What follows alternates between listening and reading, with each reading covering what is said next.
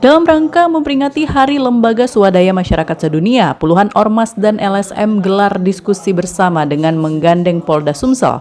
Adapun tema yang diusung yakni Ramadan dan Reformasi, aspirasi publik untuk Polri yang humanis dan akuntabel, yang bertempat di Resto Hot Kusuma, Palembang.